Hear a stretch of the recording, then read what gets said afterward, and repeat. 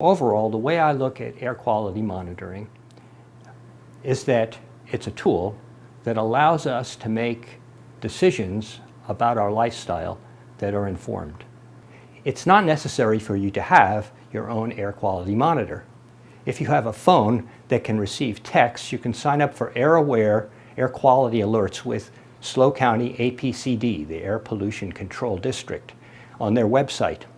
That said, a good monitor, often combined with a cell phone app, can keep you advised of what's happening with outdoor and indoor air quality in your home.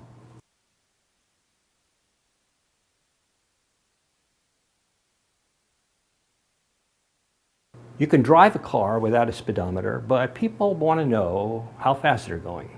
An air quality monitor allows you to do that also with the quality of the air.